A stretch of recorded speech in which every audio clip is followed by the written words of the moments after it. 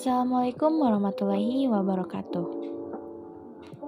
Di video kali ini, saya akan mendemonstrasikan media berupa mind map untuk memenuhi tugas PPKN. Sebelumnya, saya mengucapkan banyak terima kasih kepada Ibu Siti Anisah selaku guru mata pelajaran PPKN SMA Negeri 4 Kota Tasikmalaya yang telah membimbing penugasan kali ini hingga selesai. Pada kesempatan kali ini, saya akan menjelaskan mengenai materi bab 2 yaitu Perlindungan dan Penegakan Hukum di Indonesia dalam subbab bagian A yaitu Hakikat Perlindungan dan Penegakan Hukum. Di sini, saya akan menjelaskan materi tentang hukum.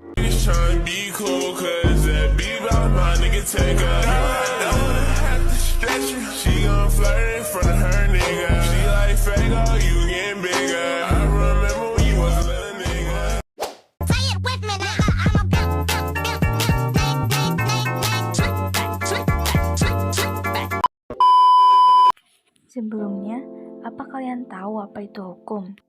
Hukum merupakan peraturan dalam kemasyarakatan yang mempunyai sifat mengatur dan memaksa setiap orang di dalamnya untuk mengikutinya.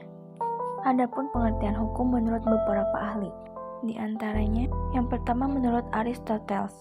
Aristoteles membagi hukum menjadi dua, hukum tertentu dan hukum universal. Hukum tertentu adalah aturan-aturan yang menetapkan dan melarang beberapa tindakan, sedangkan hukum universal adalah hukum alam. Yang kedua menurut Ernst Utrecht, hukum adalah himpunan yang menjadi petunjuk hidup berupa perintah atau larangan yang bertujuan mengatur tata tertib di dalam masyarakat yang harus ditaati oleh masyarakat.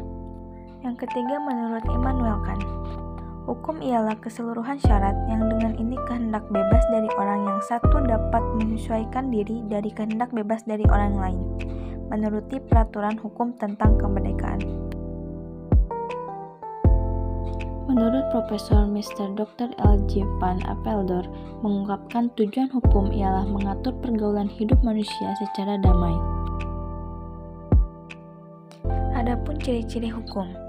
Yang pertama, adanya perintah dan atau larangan. Yang kedua, perintah dan atau larangan itu harus dipatuhi atau ditaati setiap orang. Oleh karena itu, setiap orang wajib menjalankan hukum di mana hukum tersebut diberlakukan. Jikalau dengan sengaja melanggar kaidah tersebut, akan dikenakan sanksi berupa hukuman. Adapun fungsi hukum sebagai berikut. 1. Sebagai sarana pengendali sosial. 2. Sebagai sarana untuk mengadakan perubahan pada masyarakat. 3. Sebagai alat ketertiban dan ketertarikan masyarakat. 4. Sebagai sarana dalam mewujudkan keadilan sosial. 5. Sebagai sarana dalam pergerakan pembangunan. 6. Sebagai fungsi kritis. 7. Sebagai alat untuk membersihkan masyarakat dari kasus yang mengganggu. 8. Sebagai alat untuk mengikat masyarakat jadi semakin erat. 9. Sebagai alat alokasi kewenangan. Dan yang terakhir, sebagai alat stimulasi sosial. Adapun beberapa unsur hukum. Yang pertama, hukum adalah peraturan yang mengatur tingkah laku manusia dalam suatu pergaulan di masyarakat. Yang kedua, peraturan dibuat oleh badan-badan resmi yang berwajib. Yang ketiga, peraturan bersifat memaksa. Yang keempat, sanksi terhadap pelanggaran yang dibuat adalah tegas. Macam-macam hukum terbagi menjadi 8. Yang pertama, menurut sumbernya, terdiri dari 4 macam. Yang pertama, hukum undang-undang yang tercantum dalam peraturan perundang-undangan. Yang kedua, hukum kebiasaan atau adat yang terletak di dalam peraturan kebiasaan adat. Yang ketiga, hukum traktat, yaitu yang ditetapkan oleh negara di dalam suatu perjanjian antar negara. Yang keempat, hukum jurisprudensi, yaitu hukum yang diambil dari putusan hakim terdahulu.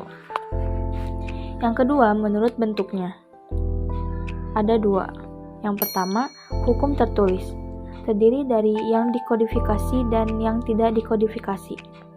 Yang kedua, hukum tidak tertulis atau hukum kebiasaan.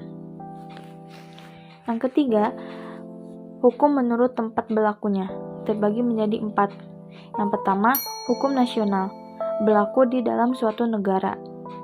Yang kedua, hukum internasional, mengatur hubungan hukum dalam dunia internasional.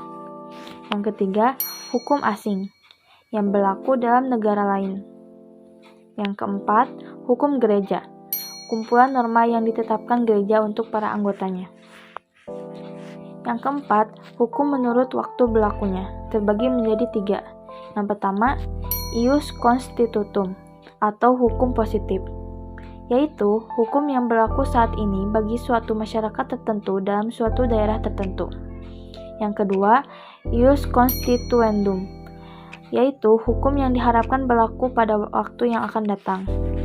Yang ketiga, hukum alam, yaitu hukum yang berlaku di mana-mana dalam segala waktu dan segala bangsa di dunia. Yang kelima, hukum menurut cara mempertahankan, dibagi menjadi 2. Yang pertama, hukum material, yaitu hukum yang memuat peraturan yang mengatur kepentingan dan hubungan yang berwujud perintah dan larangan. Yang kedua, hukum formal, yaitu hukum yang memuat peraturan yang mengatur bagaimana cara melaksanakan dan mempertahankan hukum material, cara mengajukan suatu perkara di pengadilan, dan cara hakim memberi putusan. Yang keenam, hukum menurut sifatnya, dibagi menjadi 2. Yang pertama, hukum yang memaksa, yaitu hukum yang dalam keadaan bagaimanapun juga harus dan mempunyai paksaan mutlak. Yang kedua, hukum yang mengatur, yaitu hukum yang dapat dikesampingkan apabila pihak yang bersangkutan telah membuat peraturan sendiri dalam suatu perjanjian. Yang ketujuh, hukum menurut wujudnya, terbagi menjadi 2. Yang pertama, hukum objektif, yaitu hukum yang berlaku secara umum di suatu negara, mengatur hubungan hukum antar 2 orang atau lebih tanpa memandang golongan tertentu. Yang kedua, hukum subjektif, yaitu hukum yang timbul dari hukum objektif dan berlaku terhadap seorang tertentu atau lebih.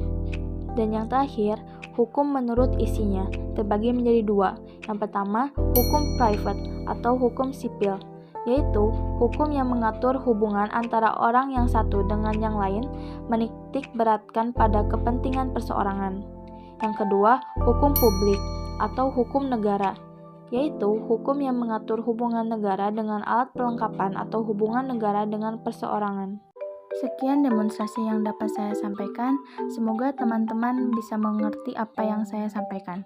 Terima kasih. Wassalamualaikum warahmatullahi wabarakatuh.